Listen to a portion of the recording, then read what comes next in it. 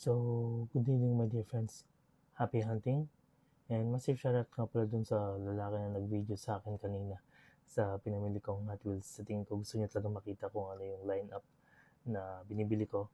And maybe he's also a collector or maybe a reseller. We don't know. But me, I'm not a reseller, not just yet.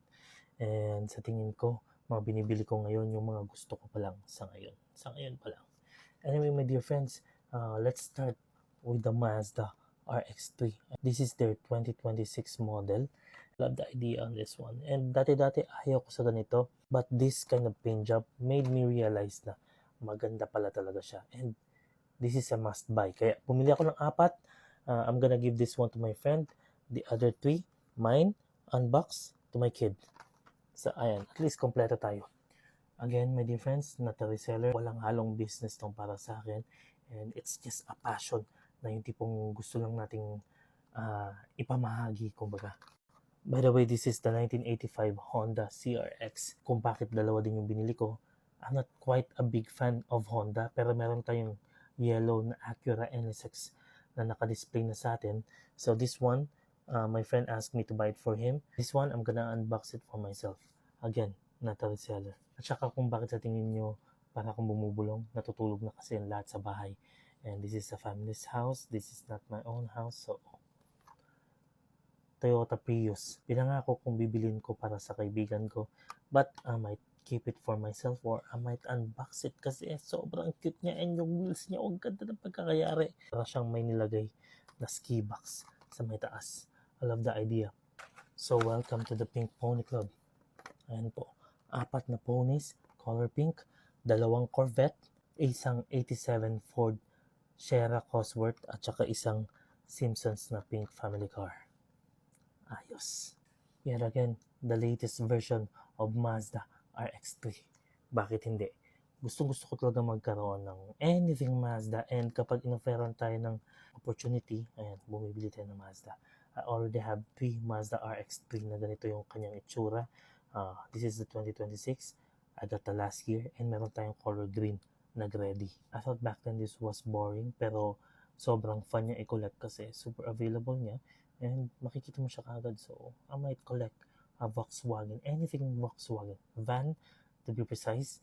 Mahirap maghanap ng bug, pero I'm also hunting it. And I usually don't keep a white car. I might unbox this one, pero maganda pa yung card niya so far. And the detail on this car, panalo. Kung titignan niyo po yung kanyang wheels, gray on this part, red on this part. And yung kanyang paint job, maganda yung kanyang font. And, ayan o, color red yung kanyang interior. I love the idea of this 64 Dodge 330. This is 2 out of my 3 oranges. And kung titignan niyo po, meron tayong Tornado. And meron din tayong Dodge Dart. Pangalawa or pangatlong Dodge Dart ko na to. Hindi ko alam kung bakit, pero maganda talaga yung itsura ng Dodge Dart. And ito yung mga diecast na kung hindi mo ikikip as carded, ang sarap i-unbox kasi kung titignan nyo yung detalye. Ayan o. Damn. The latest Cadillac ATS VR. Hindi ko alam na may ganito ang Cadillac. And the details, para siyang JDM. And kung titignan nyo, para siyang naka-Liberty wide body kit. Ganda. I forgot, pang-4 pala na orange car. Savannah Mazda RX-7. This is my second Savannah. Meron tayong black. And sa tingin ko, I might collect all of the RX-7s kasi yung design nila, ang ganda. Pulido yung pagkakayari. And I'm always going to be a big fan of RX-7s. Kung pagkakakilala sa akin ng friend ko, mahilig ako sa JDM. But look, Porsche Carrera. Ewan ko kung bakit ginanito nila yung paint job. I'm not quite fan of the paint job kasi mukha siyang chocolate, pero mukha din siyang... So, alam niyo na. And of course, fan din tayo ng Pagani. And I'm just happy na nagkaroon tayo ng Huayra na green roadster. Ayun o.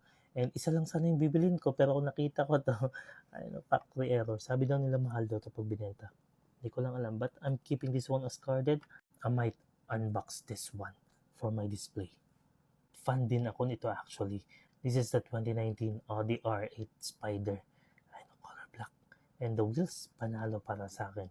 Maserati Tipo 61. Tama ba?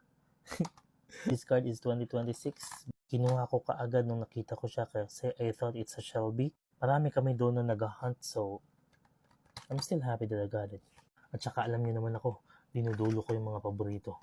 Ay Ferrari, Dodici, Solindri.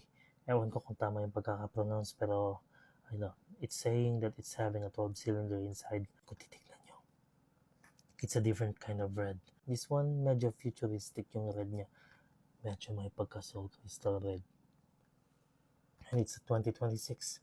So, swerte na natin nakabili nito kasi ang resale nila most of the time, umaabot ng 350. So, I'm lucky that I have it. And this one actually made me happy. Kasi nga, dalawang Italiano yung nakuha ko. Isa doon ang Lamborghini. This is the Huracan Coupe. And, Liberty Walk. Ganda. At saka pwede bang hindi ko malala yung anak ko. Although, meron na kaming na-unbox na Feline Lucky. Ayan po. And, iba na yung kulay niya ngayon. But still, he likes cats. So, kapag hiningi niya sa akin to, and he wants to unbox it, I'll allow him. Ganda 2026. Eggshell razor. Wala lang. I'm very sure na matutuwa siya nito. And I think there's something written in it. February 7, 2026. I'm not 100% sure. May nakasulat kasi siya. So it's dated. And we might know something about it once we unbox it. Those are my recent card for 2026.